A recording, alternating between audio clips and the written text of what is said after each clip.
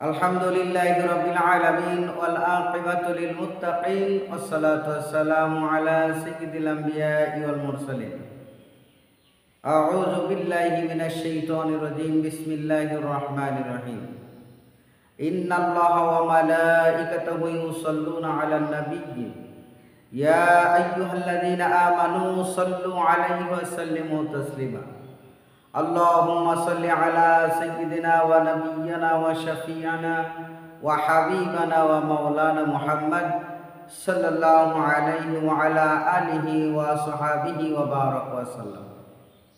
সম্মানিত ভাইরা, আমাদের প্রিয় নবী সাল্লাল্লাহু আলাইহি ওয়াসাল্লাম তার উম্মতদেরকে এমনভাবে শিক্ষা দান করেছেন যেন উম্মত এই শিক্ষা গ্রহণ করার পরে উম্মত যদি তার জীবনে বাস্তবায়ন করে তাহলে একজন মানুষ সাধারণ মানুষ নয়, সোনার মানুষে পরিণত হয়ে যাবে।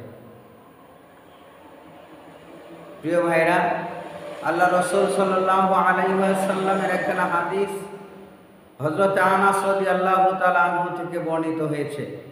আন আনাস রাদিয়াল্লাহু তাআলা আনহু قال قال رسول الله صلى الله عليه وسلم উনসুর আখাকা জালিমান আও মাজলুমান।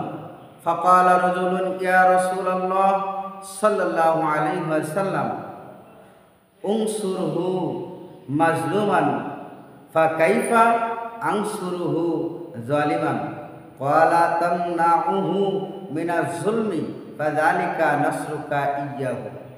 আল্লাহ রাসূল সাল্লাল্লাহু আলাইহি ওয়াসাল্লাম তার পাক জবানে ঘোষণা করেছেন যে, হে আমার উম্মত, তোমরা তোমাদের ভাইদেরকে সাহায্য করো। হে আমার উম্মত, তোমরা তোমার ভাইদেরকে সাহায্য করো। হতে পারে তোমার ভাই একজন অত্যাচারিত ব্যক্তি, অথবা হতে পারে তোমার ভাই একজন অত্যাচারী ব্যক্তি। রসুলের এমন কথা শোনার পরে সাহাবীরা তো হতবাক হয়ে গেলেন।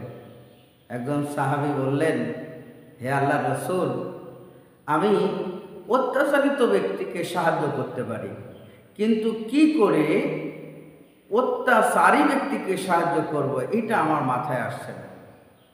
আল্লাহ রসুল সাল্লাল্লাহু আলাইহি সাল্লাম বললেন, ঠিকই তো, তুমি অত্যাচারিত ব্যক্তিকে অবশ্যই সাহায্য করতে পারবে বা সাহায্য করবে, এটা তো সত্য কথা, কিন্তু অত্যাচারী ব্যক্তিকে কেমনে সাহায্য করবে?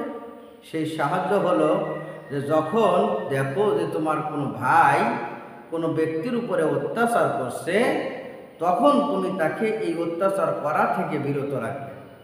এই অত্যাচার করার থেকে যদি তুমি তাকে বিরত রাখতে পারো, তাহলে তোমার ওই ভাই অপরাধ থেকে বেঁচে যাবে, জাহান্নামের আগুন থেকে মুক্তি পাবে, জান্নাতবাসী হবে, কারণ সে ব্যক্তি মানুষের উপরে আর অত্যাচার করবে না।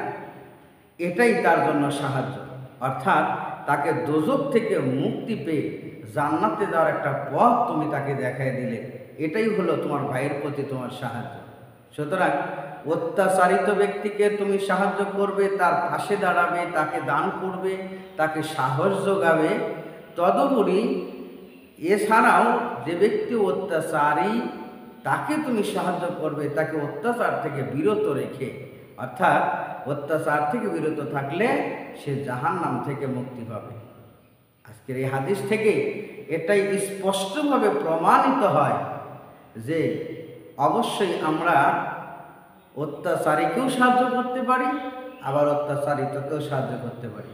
আজকাল দেখা যায় টাকার গরমে, শক্তির গরমে, ক্ষমতার গরমে আমরা অনেকেই সাধারণ মানুষের উপরে জুলুম করে থাকি, অত্যাচার করে থাকি। যারা সাধারণ মানুষের উপর অত্যাচার করে, জুলুম করে, আল্লাহ পাক তাদেরকে ভালোবাসেন না, তাদের জন্য রয়েছে কঠিন শাস্তি, জাহান্নামের আগুন। সেই জাহান্নাম থেকে অবশ্যই যদি আমরা মুক্তি পেতে চাই, তাহলে অত্যাচার করা থেকে বিরত থাকতে হবে, মানুষকে ভালোবাসতে হবে। যারা মানুষকে ভালোবাসে আল্লাহ পাক তাদেরকে ভালোবাসে, আর যারা অন্যায়ভাবে কারোর উপর জুলুম করে, অত্যাচার করে, আল্লাহ পাক তাদের উপরে নারাজ হয়ে যান, তাদের জন্য রয়েছে জাহান্নামের শাস্তি। আল্লাহ পাক আমাদের সবাইকে এটা বুঝে আমল করার তৌফিক দান করুন। আমিন। ওয়া আখির দাওয়ানা আনিল হামদুলিল্লাহি রাব্বিল আলামিন। আসসালামু আলাইকুম ওয়া রাহমাতুল্লাহি ওয়া বারাকাতুহু।